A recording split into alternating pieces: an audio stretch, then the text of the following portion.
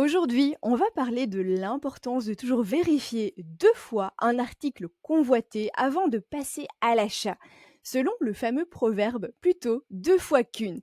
Et franchement, c'est presque à noter sur un post-it et à coller à un endroit stratégique. Bienvenue sur Lux Invest Podcast où nous parlons de luxe, d'investissement, de mindset et d'entrepreneuriat. Je suis Cécile Demeyer, j'investis dans des articles de luxe depuis 2012. Je suis également formatrice et créatrice de contenu sur le sujet. Que tu achètes du luxe ou même du non-luxe en occasion, tu as peut-être déjà vécu cette situation. Celle de commander en ligne sur une plateforme, d'être super emballé, d'avoir déniché la pépite de tes rêves et à l'arrivée, c'est la grosse désillusion. L'article ne correspond pas du tout à l'état prévu. Que cela soit une tâche ou un défaut non mentionné, ton emballement s'effondre comme un soufflet qui retombe. Lorsqu'on investit dans des articles de luxe, cette situation se présente également. Tu repères une super opportunité, tu t'emballes et tu te précipites pour concrétiser l'achat avant que cette opportunité ne te passe sous le nez. Tu es ensuite impatient de recevoir cet article et à la réception, ton excitation retombe bien vite en découvrant que finalement l'article est endommagé et ne correspond pas du tout à ce qui était prévu. Tes calculs de rentabilité ne sont plus justes car tu avais tout tablé sur un très bon état et non un état correct ou endommagé. Donc forcément, la valeur prévue est bien moindre. Mais alors, comment se prémunir le plus possible de cette situation désagréable? Et comment aussi la gérer si on n'a pas pu l'éviter? C'est exactement ce que nous allons voir en détail dans cet épisode. Je tenais à aborder le sujet car moi aussi forcément je me retrouve dans cette situation de temps à autre. Et avec l'expérience, je suis parvenue à mettre en place une sorte de process pour me prémunir le plus possible, mais aussi pour gérer le problème quand il y en a un. Et depuis que je crée du contenu sur l'investissement dans des articles de luxe, je constate que cela a vraiment un effet boule de neige sur mon évolution en tant qu'investisseuse. Car oui, même quand on maîtrise le jeu, on continue toujours d'évoluer et c'est franchement tant mieux. C'est comme ça que récemment, j'ai pris conscience que je gérais bien mieux ce type de situation. Et du coup, je voulais absolument vous en parler et vous partager mes meilleurs conseils.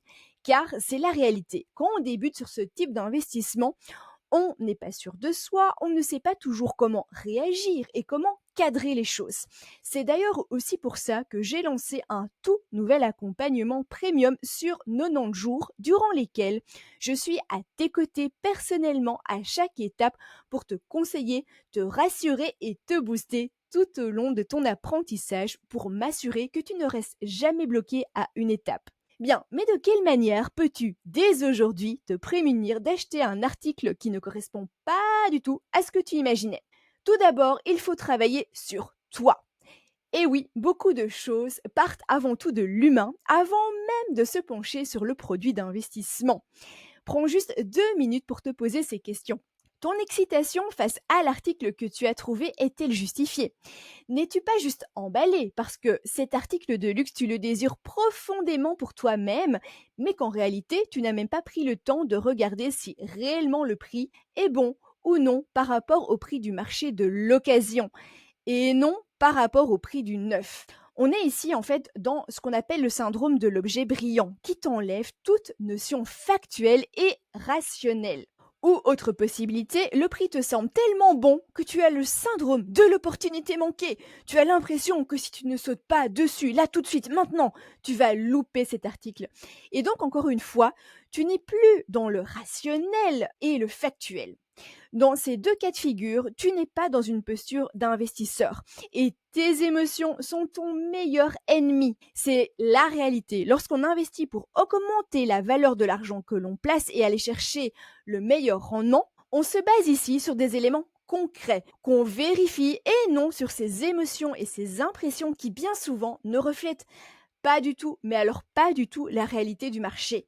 Donc en premier lieu, tu l'auras compris, il faut se mettre face à soi-même et analyser ta posture. Après, clairement, tu peux bien entendu apprécier l'article et l'opportunité que tu as découverte, mais pas te laisser mener par le bout du nez uniquement sur cette base. Une fois que tu es redescendu d'un étage dans la zone émotion sous contrôle, tu vas pouvoir t'intéresser concrètement à ton article et être dans les faits. Et pour cela, il y a 3 éléments principaux. Le premier va être le prix. Est-ce vraiment un prix en dessous de celui du marché selon l'état de cet article? Part à la vérification de cet élément qui peut déjà être décisif. Le deuxième élément, c'est l'état de l'article. Est-il réellement en bon état ou bien les photos et la description t'indiquent qu'il y a des petits soucis? Un trou, un élément manquant, une modification qui n'est pas d'origine, tout cela va directement impacter la valeur réelle de cet article, mais aussi la valeur perçue quand tu vas le revendre. Troisième élément, la configuration de l'article. Est-ce réellement les finitions qui sont demandées sur le marché ou au contraire celles qui ne sont pas du tout vendeuses? C'est-à-dire, est-ce la bonne couleur?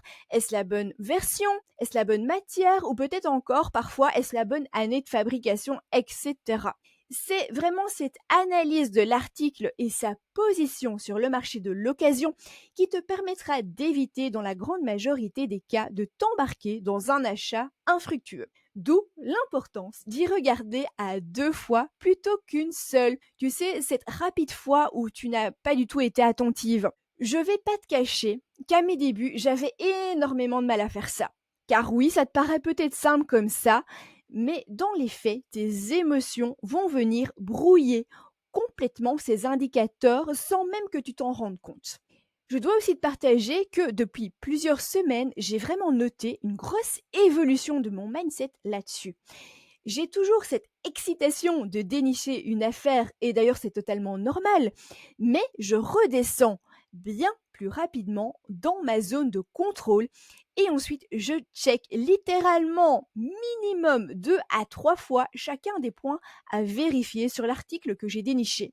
Et je le fais de manière calme et bien plus posée qu'avant. Je vois les effets, ils sont directs. Je m'embarque bien moins sur des articles finalement bof-bof et je prends le temps de constater que ce ne sont finalement pas de si bonnes affaires que ça. Et oui, ça fait partie du chemin pour devenir une investisseuse encore plus pointue. Mais que faire si malgré que tous les voyants sont au vert, tu commandes l'article et à la réception, c'est la cata? Prends ici aussi le temps de bien analyser l'article reçu et son positionnement pris sur l'occasion selon son état réel. Prends le temps vraiment d'y regarder à 2 fois quand l'excitation en fait de la réception de cet article est passée. Si effectivement il y a un ou plusieurs éléments qui n'étaient pas cités en description ou visibles en photo, pèse le pour et le contre. Est-ce que ça vaut encore le coup ou pas? Si c'est non, pas d'hésitation, je te conseille de renvoyer l'article sans délai. Pour cela, il faut monter un dossier carré, photos et description factuelle de la situation et du problème rencontré pour soutenir ton cas. Tout ça, fais-le le jour même dès que tu as reçu l'article et que tu as constaté le problème. Sinon, en fait, les journées, elles vont passer, tu vas avoir la flemme et ça deviendra très compliqué, voire impossible ensuite, de faire une réclamation recevable et de tout simplement te faire rembourser. Donc, c'est important. Et si tout cela te donne des sueurs froides et ne te rassure pas spécialement, mais que tu as quand même cette envie profonde de faire travailler ton argent grâce aux articles de luxe, alors mon accompagnement premium est fait pour toi pour passer toutes ces difficultés avec maîtrise et structure. Si tu veux en savoir plus, n'hésite pas à venir m'en parler sur Insta ou sur LinkedIn. Tous les liens de mes réseaux sociaux se trouvent dans les notes de cet épisode. Pour résumer, et comme je le souligne régulièrement, 80% d'un investissement réussi se fait dès l'achat. Alors, prends bien cette habitude de vérifier minimum 2 fois tous les éléments avant de foncer tête baissée sur un achat qui se révélerait finalement pas si top que ça. Et lorsque tu reçois l'article, sois également intransigeante sur les attentes que tu avais et renvoie l'article si cela ne correspond pas à l'état mentionné par le vendeur. Tu as ce droit de contestation, ne l'oublie pas. Si cet épisode t'aide à y voir plus clair dans les habitudes à prendre pour un achat d'occasion réussi, fais-le moi savoir en soutenant mon travail par un like, de jolies petites étoiles ou encore un petit mot doux en commentaire que j'aurai bien plaisir à lire. Dans tous les cas, je te souhaite une très bonne journée ou une bonne soirée selon ton heure d'écoute et je te dis rendez-vous au prochain épisode.